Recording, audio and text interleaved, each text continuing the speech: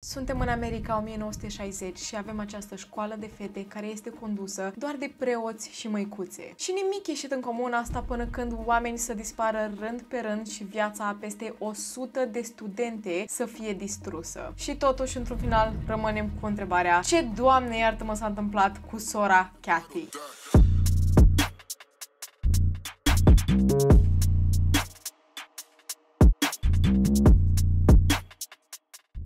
Salutare, fantocream, azi zi de traumă și dacă sunteți noi aici, bine, eu sunt Ceci și aici vorbim despre cei mai oribil criminali pe care am putut să găsesc vreodată. Da, știu.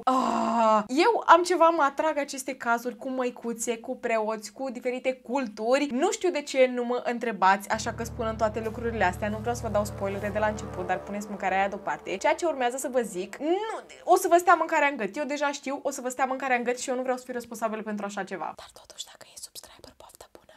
După cum ați văzut din intro, din titlu, astăzi vorbim despre religie și vreau să vă spun că nu sunt aici să jignesc vreo religie. Vorbim strict despre acest preot și eu nici măcar nu o să pot să-i spun preot pentru că nu își merită acest titlu. Așa că dacă sunteți sensibili la subiecte de genul, vă rog frumos dați skip la videoclipul de astăzi. Nu vă învinovățește nimeni. Avem o școală din Baltimore, America, prin 1960. Este o școală numai și numai de fete. Numele școlii e Archbishop Keith High School. Sunt sigură că i-am pocit numele, dar trecem peste. Și această școală, cum am mai spus, era condusă doar de preoți și măicuțe. Era o chestie destul de comună în perioada aia. Știu că și în ziua de astăzi mai sunt astfel de școli, dar practic preoții erau consilieri școlari, directori, profesori, absolut tot. Și problema cu acest liceu, era un liceu, ok? Problema cu acest liceu era că se știa că este un loc extrem de strict și era o școală extrem de bună, deci era extrem de greu să fii admis la acest liceu, bine, admisă că era numai de fete, era foarte greu să fii admisă la acest liceu și în momentul în care erai admisă te mândreai cu lucrul ăsta, dar după ce ajungeai să fii acolo, era foarte greu să treci prin acei ani pentru că toată lumea era extrem de strictă. La modul, dacă directorul te striga prin difuzor, în România nu se face lucrul ăsta, știu că în America încă se face pur și simplu o difuzoare în sălile de clasă și te strigă prin difuzor: Jennifer, ești chemată la birou, sau Jennifer, ești chemată la detenție, și efectiv Jennifer se ridică în picioare, asta e doar un exemplu, Jennifer se ridică în picioare și efectiv terorizată, terifiată, toți colegii încep să șușotească pentru că știu că este ceva grav. Și să nu mai spunem de faptul că prin 1960 era perfect normal să lovești studenții ca profesor. Nu era deloc o chestie controversată, mai ales ilegală. Era perfect legal să faci lucrul ăsta. Numai eu știu că mama îmi povestea pe vremea ei că îi puneau să stea în genunchi pe coș de nuci sau pe porumb. Și nu era ilegal? What's wrong with people și cu violența? Și deși profesorii, directorii, preoții în general erau extrem de stricți, aveam totuși o floare într-un lan de urzici. Eu expresia asta ar trebui să o facem o expresie. Dar această floare era nimeni alta decât sora Catherine Sesnick, o să-i spunem Kathy pentru că așa îi spunea toată lumea. Și Kathy a noastră era efectiv o rază de soare, iubea pe toată lumea, era foarte bună cu toate studentele și în momentul în care aveai nevoie de cineva, aveai nevoie să îți pui ofurile în fața cuiva, te duceai la sora Kathy și ea te asculta fără nicio problemă. Avea foarte multă compasiune pentru studente și pur și simplu ea și-a luat rolul de măicuță în serios, mai pe scurt. Acum să vă zic puțin despre Kathy. Ea avea 25 de ani și locuia împreună cu o altă măicuță pe nume Sora Russell, ok? Sora Russell și Kathy locuiau împreună în acest apartament, nu aveau nicio problemă cu absolut nimeni, era totul bine, mersi. Și pe 7 noiembrie 1969, de ce am zis-o așa? 7 noiembrie 1969, sora Kathy s-a decis să se ducă către un mall ca să cumpere un cadou pentru sora ei și pe lângă treaba asta voia să cumpere niște produse de patiserie pentru weekend. Era weekend, ok? Era vineri. Înainte să ajungă la acest mall, s-a dus frumos la bancă ca să-și scoată salariul și după treaba asta s-ar fi dus la mall. Și cam atâta știm pentru că după asta nu a mai auzit nimeni absolut nimic de ea. Sora Kathy a dispărut. Bine, până să aflăm noi că a dispărut. Sora Kathy nu s-a mai întors acasă. Sora Russell s-a panicat, bineînțeles, pentru că este complet anormal ca o măicuță să se ducă hoinară peste noapte la oricine acasă. A chemat mai multe ajutoare, un alt preot și o altă cunoștință de-a lor, după care au sunat la urgențe, bineînțeles. Autoritățile au venit, au început să o caute și nu au găsit absolut nimic decât mașina ei care era parcată ilegal. Efectiv, aici era blocul, în fața blocului era parcarea unde parca ea de obicei, jumătate de stradă mai încolo era parcată mașina ei cu jumătate de fund al mașinii în stradă. Era efectiv într-o intersecție, era parcată foarte ilegal, ok? Și în momentul în care s-au dus la această mașină, au deschis-o, era descuiată. Pe scaunul din dreapta era această cutie cu produse de patiserie și în stânga era plin de prenguțe, frunze, noroi și era clar că ceva s-a întâmplat pentru că, în primul rând, întrebarea care m-a lăsat foarte confuză pe mine era de ce era mașina aia parcată în felul ăsta lângă blocul unde își parca ea mașina de obicei. de ce nu o pui la loc ca să nu lași nimic suspicios în spate? Nu știu, ăștia care au ajuns să-i facă ce au făcut lui Kathy, n-au gândit-o, ok? N-au gândit-o. Și acum, a fost o răpire? Și dacă a fost o răpire, de ce? A fost cineva care a vrut să profite de ea pentru că până la urmă, ea chiar dacă era o măicuță, era o femeie foarte, foarte frumoasă. Sau are să fi fost ceva random, nu știu, cineva voia să o jefuiască pentru că tocmai ce scosese niște bani de la bancă. Acum, automat, avem crenguțe, avem noroi, avem frunzulițe, ne gândim la o pădure. Oamenii mei au început să o caute prin diferite păduri, bineînțeles, și a durat foarte mult timp. Foarte mult timp, 2 luni. Efectiv, 2 luni a durat până să o găsească și asta a fost pe 3 ianuarie 1970 când niște vânători au găsit-o la marginea orașului într-o zonă împădurită și era efectiv după acest deal și nu cred că vă puteți imagina șocul acestor vânători când au găsit-o pentru că era 3 ianuarie, ea a dispărut pe 7 noiembrie, foarte frig, extrem de frig, corpul ei nu prea intrase în acel proces de putrefacție, pentru că era foarte frig afară și a fost ținut în mod normal, ca și cum murise ieri, ok? Și trebuie să înțelegeți că au trebuit să găsească cauza morții și cred că faptul că avea craniul efectiv făcut bucăți a cam dat de gol faptul că a fost lovită la cap foarte, foarte puternic și de aceea a decedat. Investigația începe, trebuie să înțelegeți că este un șoc pentru tot orașul. Pentru că nu știu cum să vă zic, dar sora Kathy era una din singurele persoane din acea școală care era atât de iubită de studente, de părinți, nu mai zic atunci când se duceau la liturghii, se duceau la biserică, sora Kathy aducea lumina într-o cameră. Asta nu e o expresie, nu? Chiar cred că nu e o expresie. Avem câțiva suspecți, ok? Avem câțiva suspecți, clar, logic, avem o investigație și toți acești suspecți au un alibi perfect. Toți erau în locuri diferite și s-a putut confirma lucrul ăsta, în afară de un preot. Numele lui era Joseph Maskell. Eu o să refuz să îi zic preotul Maskell, o să zicem Maskell pentru că el nu merită acest titlu de preot. Îmi pare sincer rău, dar m-a frustrat acest om. Nu dorm bine la noapte, ok? Maschela nostru era unul din cei mai importanți preoți de la acea școală, de la acel liceu. El era un consilier școlar, era preotul acelei școli și avea o poziție foarte importantă. Am încercat să găsesc, am auzit în mai multe reportaje cum că el ar fi fost directorul școlii, dar dacă nu era, avea ceva o poziție foarte înaltă acolo. Nu mai zic de faptul că era preotul școlii și automat ești foarte important acolo. Și țineți minte la început când v-am zis că atunci când o studentă este chemată în biroul directorului, să spunem așa, ei bine, Maskell era unul de care studentele erau efectiv terifiate. El era cel care chema studentele în diferite sesiuni de terapie de natură religioasă, bineînțeles, și nu înțelegea lumea de ce aceste studente erau extrem de terifiate. Bine, lumea înțelegea doar că ascundeau lucrul ăsta. O să ajungem și acolo imediat, dar ideea este că Joseph Maskell a început să fie luat la întrebări, a fost suspectat de foarte mulți oameni și a fost lăsat în pace. Nu a fost suspectat în continuare. Nu știm de ce autoritățile nu au vrut să continue această investigație, mai ales când Joseph Maskell trebuia să fie primul suspect de pe listă. Și na, bine, hai să înțelegem că el fiind un preot atât de iubit de comunitate, lăsând deoparte studentele care erau terifiate de el, ok? El era un preot foarte, foarte iubit de comunitate, el era cel care făcea spovedeniile în sat, oraș, era oraș, ok? Spovedeniile în oraș. Era un om foarte, foarte important, să spunem așa. Nu mai zic că autoritățile aveau foarte multă încredere în el și automat a fost lăsat în pace. A zis, nu mai e preot, lăsăm în pace. Crima s-a întâmplat în 1970. În această perioadă, alte 6 persoane, printre care 3 studenți și o altă măicuță, au dispărut. Corpurile lor au fost găsite cam în aceeași măsură în care a fost găsit și corpul lui Kathy și pe lângă treaba asta, toate au fost găsite în jurul orașului Baltimore, în zone rurale și toate aveau o legătură directă cu Maskell. Dar nu, Maskell nu a pățit absolut nimic. Crima s-a întâmplat în 1970, toate aceste corpuri au început să fie găsite, să dispară lumea, etc., etc. 22 de ani mai târziu, în 1992, 2 femei au ieșit în față spunând că sunt foste studente ale acestui liceu și au adus în fața acuzațiile că Maskell a profitat de corpul lor și le-a terorizat psihic și fizic luni bune la rând, dacă nu ani. Pe vremea aceea, li s-a cerut să-și păstreze anonimitatea, dar noi am aflat între timp că era vorba de Jean Wenner, probabil pronunț greșit, știm cu toții, și Teresa Lancaster, ok? Ele erau studente la acel liceu pe vremea când aveau 14-15 ani. Și o să vă trec prin ceea ce au spus, m-am uitat la aceste interviuri, este efectiv teribil când am auzit, când m-am uitat la acest documentar, efectiv m-am uitat la el, m-am oprit, a trebuit să dau înapoi ca să mai ascult o dată pentru că nu mi-a venit să cred ce mi-au auzit urechile. Încă nu știm speculațiile, ok, dar acest preot, titlul lui i-a fost luat, ok, nu mai era preot, a stat într-un spital de psihiatrie psihiatrie pentru o lună jumătate, după care a ieșit, s-a mutat la o altă biserică și a fost din nou preot. L-a mutat la o altă biserică. Astea au fost repercursiunile și țin să vă spun că pentru următorii ani din 1992 până în 1994, cât a intrat el și a ieșit din acest spital de psihiatrie, au venit alte 39 de femei în față, femei și fete, foste studente de la acest liceu, să spună că la fel Maschel a profitat de corpul lor și au fost terorizate, au fost oripilate. Aproape 40 de femei. Vreți să știți ce s-a întâmplat cu Maschel? Absolut nimic. Nimeni nu i-a făcut nimic. Și o să vă spun mai acuși de ce, o să aibă totul sens, ok? O să vă spun prin ce a trecut Teresa, ce a declarat ea și vă rog frumos să multiplicați asta cu 30-40 de fete. Într-un final o să aflați că au fost peste 100 de fete, ok? Deci puteți să multiplicați cu 100 dacă stau să mă gândesc de fapt și de drept. Abia în 2017 a ieșit în față, ok? 47 de ani mai târziu. Ea când avea 14-15 ani s-a decis să se ducă să se spovedească la Maschel, bineînțeles. Și ea s-a simțit foarte presată că a comis un păcat în fața lui Dumnezeu în momentul în care unchiul ei a profitat de corpul ei. Și efectiv s-a simțit ea vinovată pentru că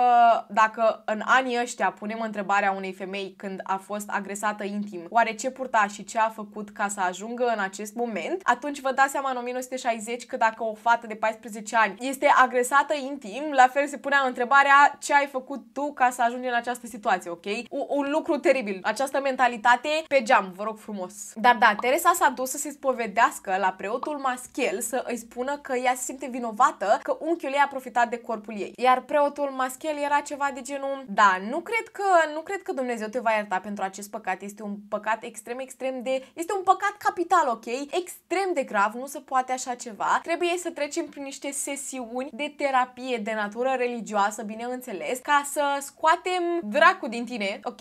Și să-l punem înapoi pe Duhul Sfânt. Așa că pentru următoarele luni de zile, Teresa a fost chemată la biroul lui Maschel prin difuzor, ca să înțelegeți, terifiată. În momentul în care ajungea în acest birou, ușa se încuia și aveau sesiuni de terapie în care scotea păcatul din ea și îl băga pe Duhul Sfânt. Cum să vă explic eu frumos ca să înțelegeți? El o obliga pe Teresa să facă anumite acțiuni, ok? Ați înțeles ideea? Și în momentul în care el ajungea să își dea drumul, o obliga să îl înghită pe Duhul Sfânt și așa va putea fi iertată de... Și da, iertată de faptul că unchiul ei a profitat de corpul ei. Dacă credeți că asta era partea cea mai rea, așteptați să aflați că Duhul Sfânt nu venea numai în această formă, venea și prin diferite jucării pentru adulți. Nu, noi acolo nu facem sesiuni de terapie cu cruci. Nu, noi avem acolo jucării pentru adulți. Duhul Sfânt. Uite-l aici. Mă frustrează extrem de tare pentru că avem acest preot care ar trebui să apere toate aceste studente, care ar trebui să le ghideze către, nu știu ce trebuie să le ghideze oricum, dar fete de 14-15 ani, omul meu avea 30 ceva de ani. Un alt lucru extrem de frustrant care explică foarte multe lucruri din acest caz. Teresa la un dat a fost chemată la una din aceste sesiuni și în momentul în care a intrat în acel birou, bineînțeles că erau și alți bărbați din comunitate care așteptau să scoată păcatul din ea. Ce fel de oameni vă întrebați? Ginecologi, alți doctori, bineînțeles oameni din primărie și ofițeri de poliție. Și ei erau îndrumați de preotul Maschel ca să o ajute să scape de acest păcat pe care l-a comis, acest păcat care nu poate fi iertat de Dumnezeu decât în modul acesta. Deci să vă răspund la întrebarea de ce Maschel nu a primit nicio pedeapsă și de ce nu a fost suspectat atât de mult, ei bine, pentru că el era mână în mână cu autoritățile, mână în mână cu oamenii care aveau putere în acea comunitate și automat când preotul Maschel a fost suspectat că ar fi făcut ceva care a dus la uciderea surorii Kathy, de ce să-l suspectăm? Voi știți cine este el, Doamne? Are fete la acel liceu care...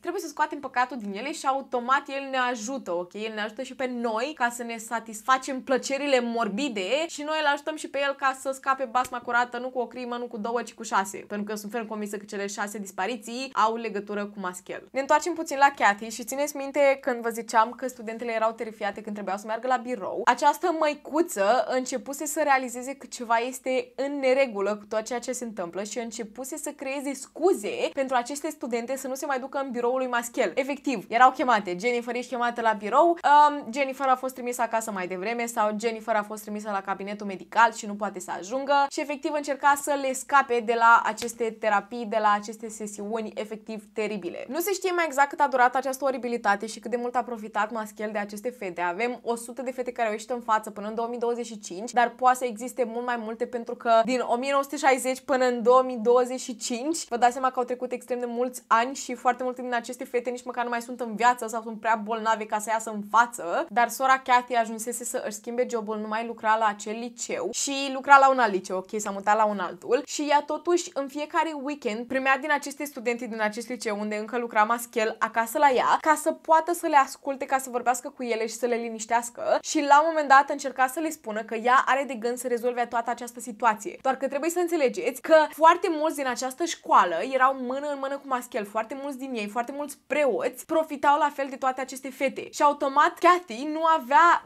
nicio mare putere decât să se ducă la cei care erau de un rang mai înalt în biserică, pentru că la autorități nu prea avea cum să se ducă. Cu o seară înainte ca sora Cathy să dispară, a primit una din aceste studente la ea acasă și această studentă avea de gând să îi spună surorii Cathy cum a profitat Maschel de ea și ăsta este momentul în care această studentă a spus că l-a văzut pe Maschel cum a intrat pe ușă în apartamentul lui Cathy și a început să o amenințe. În momentul în care a văzut pe această studentă, ea a fugit pe ușă și nu știe ce s-a întâmplat după. Dar până a doua zi, aparent, Maschel și-a cam dat seama că sora Cathy avea de gând să se ducă să vorbească cu cineva, să îl dea de gol în fața tuturor și a început să o amenințe extrem de violent, iar o zi mai târziu Cathy a noastră a dispărut. Fast forward o lună mai târziu, Cathy încă este dispărută. Și așa ajungem la a doua femeie care a ieșit în față să vorbească, tot așa în 2017 și numele ei este Jean, ok? Jean la fel avea 14-15 ani când a trecut exact prin aceleași lucruri prin care a trecut Teresa. Și probabil vă întrebați, băi, din 100 de fete chiar nu a venit una în față să zică, băi omule, calmează-te, că nu e ok ce faci sau să ducă vreuna la părinții lor. Trebuie să înțelegeți că acest preot, pe lângă faptul că profita de corpurile lor și ajungea să aducă jumătate de oraș ca să profite la rândul lor, ca să scoată păcatul din ele, el le amenința extrem de mult. În primul rând, vei ajunge în iad. Asta era prima, ok? Prima de pe listă. Vei ajunge în iad, părinții tăi vor ajunge în iad, părinții tăi vor muri pentru că tu ai păcătuit în felul ăsta. Aceste sesiuni de terapie sunt pentru binele tău ca să scoatem păcatul din tine și pe lângă treaba asta, Gina noastră a fost luată într-o seară cu mașina și a fost dusă în afara orașului Baltimore, fix în locul în care Cathy a fost lăsată fără suflare și efectiv Gina a fost luată de mânuță de preotul Maschel, a fost dusă să vadă corpul lui Cathy neînsuflețit, s-a uitat în ochii ei și a spus: asta se întâmplă celor care vorbesc despre ce se întâmplă în birou. Da, deci e clar, adică pe mine nu mă miră că n-a ieșit nicio fată, mai ales că aveau 14-15 ani, ele credeau că tot ceea ce se întâmplă era pentru binele lor. În momentul în care Teresa a spus că ea era obligată să înghită Duhul Sfânt, ea chiar credea că acolo este Duhul Sfânt, pentru că în fața ei era un preot, îmbrăcat în preot, cu nume de preot, de toate, era preot, ați înțeles, nu? Din 1994 până în 2001, preotul Maschel a continuat să facă liturghii, să fie acest om foarte important în comunitate și să continue să profite de fete. Da. Și ce s-a întâmplat în 2001? Oare a primit vreo pedeapsă în sfârșit? A fost arestat? Wow! Chiar a fost arestat? Nu. În 2001 a murit. Niciodată nu pot să zic asta fără să citesc. A murit la 62 de ani de accident vascular cerebral. În 2001. N-a primit niciodată o pedeapsă, a fost suspectat extrem de minim, foarte puțin a fost suspectat și după aceste suspectări, aceste acuzații au fost aruncate pe fereastră. Până în 2025, peste 100 de fete au ieșit în față să spună despre acest om și să aducă toate aceste acuzații în față și nimeni nu a ridicat niciun deget. Toate autoritățile au dat din numeri. Oare de ce? Mă întreb oare de ce? Pentru că acest psihopat a murit. Nu avem cum să știm niciodată că el este responsabil pentru uciderea ei. Nu avem cum să știm. Nu s-a putut afla niciodată. Sunt șanse de 90%, eu una cel puțin cred 100% că el a fost implicat în această ucidere. Nu știm neapărat dacă el direct a ucis-o, dar sunt foarte multe speculații pe care la fel le cred că tot orașul, toți acești oameni la putere au avut cea mai mică complicitate în toată această ucidere, în toate aceste 6 dispariții de fapt și de drept, ca să îi facă să tacă din gură pe toți. În 2017, documentarul The Keepers a ieșit pe Netflix, am început să mă uit la el, nu m-am uitat la absolut tot, dar efectiv m-am crucificat în momentul în care am auzit toate aceste acuzații, toate aceste interviuri, mi se pare terifiant și faptul că femeile mele au așteptat 47 de ani ca să aibă tupeul să-și arate fața în public, tocmai pentru că ele se simțeau umilite de acest om, ele nu s-au simțit în stare să iasă în față și să vorbească de toată această teroare prin care au trecut și e teribil, efectiv e teribil faptul că au supraviețuit toată această tortură psihică, până la urmă, ok, fizică a fost ca fizică, dar psihică, să stai 47 de ani cu acest secret înăuntru tău, să știi că acest om nu a primit niciodată o pedeapsă și efectiv a murit foarte pașnic. Bine, accident vascular cerebral, nu știu neapărat dacă este pașnic, dar putea să moară prin alte moduri în care avea și el să sufere puțin mai mult. Nu suntem sadiști, nu vrem răul absolut nimănui, dar acest om, nu. He deserved worse. În 2017, după ce a ieșit acest documentar în față, s-a dat aprobarea să îl dezgroape pe Maschel ca să ia ADN-ul lui și să îl compare cu ADN-uri găsite la locul crimelor. Toate aceste 6 victime, cei care au dispărut, ok, și ei au fost dezgropați, doar că problema este că FBI-ul voia pur și simplu să aducă puțină liniște în această comunitate și să afle într-un final ce s-a întâmplat cu sora Kathy, doar că toate aceste corpuri au fost îmbălsămate, spălate, schimbate și automat aceste ADN-uri s-au cam șters, ok? S-au șters chiar foarte bine dacă stăm să o luăm așa și nu a fost nicio potrivire cu nimic. Efectiv, s-a luat ADN-ul, a încercat să se potrivească cu tot ceea ce s-a găsit pe aceste victime și nu s-a găsit nimic, pur și simplu au făcut-o doar ca să liniștească publicul și mai rău au făcut, dacă mă întrebați pe mine. Din nou, cazul de astăzi nu a fost în niciun caz făcut ca să jignesc vreo religie. Voiam doar să vă atrag atenția că nu contează ce titlu are o persoană, cât de mult ar trebui să protejeze o comunitate, cât de mult ar trebui să protejeze niște simple studente. Nu trebuie să avem încredere în nimeni, nici în ofițeri de poliție, nici în doctori, nici în preoți, în nimeni nu putem să avem încredere în această viață, pentru că sub aceste titluri, sub aceste uniforme se află niște oameni atât de malefici. Nu cred că vă puteți imagina, după atâta timp în care am făcut atât de multe cazuri, am dat efectiv de fiecare om în parte, de fiecare om care ar trebui să protejeze alți oameni care au făcut atât de multe crime teribile și efectiv mai rău ca în filmele de groază. Mie una mi-e frică de absolut toată lumea de pe această planetă. Am încredere în pisicile mele și atât. Când am făcut documentarul acesta, am descoperit că prin anii 1970, adică cam știam, ok, știam treaba asta. Prin 1970, mii și mii de preoți din întreaga lume au comis niște crime teribile și au profitat și în ziua de astăzi, în 2025, sunt sigură. Am auzit de foarte multe cazuri în care preoți și mulți alți oameni care au atât de multă putere profită de foarte mulți oameni vulnerabili și nu pățesc absolut nimic, nu sunt pedepsiți absolut deloc. Ce face biserica? Ei bine, îi mută din biserică în biserică, efectiv ca să scape de toate aceste speculații, să scape de toate aceste comunități care îi acuză de diferite lucruri teribile și ei efectiv nu primesc nicio pedeapsă, pentru că ei sunt oamenii lui Dumnezeu și ei sunt protejați de Dumnezeu, I guess, bine, de cei care au un rang mai înalt în biserică. Așa că da, deși eu și foarte mulți alți oameni suntem siguri 100% că Maschela nostru a fost vinovat pentru ceea ce a făcut, sigur autoritățile și foarte mulți alți oameni la putere l-au ajutat, dacă nu chiar ei au comis crima pentru el, ca să scape basma curată decenii întregi și să nu primească nicio pedeapsă până în 2025. Cazul măicuței Catherine Sesnic este nerezolvat și rămânem cu întrebarea ce s-a întâmplat cu sora Kathy Sesnic. Cazul de astăzi, teribil, nu știu de ce mă atrag cazurile de genul, nu înțeleg, mă frustrează, ok? Mă frustrează, mi se pare foarte interesant și atât. N-am nicio explicație, ok? N-am absolut nicio explicație. Sunt tare curioasă dacă știați deja de acest caz. Sunt tare curioasă dacă ați văzut documentarul de pe Netflix. Aparent a fost foarte, foarte interesant în momentul în care a ieșit. Eu l-am descoperit abia seară. Bine, n-am mai stat pe Netflix de foarte, foarte mult timp, dar trecem peste. E teribil ce se întâmplă pe această planetă.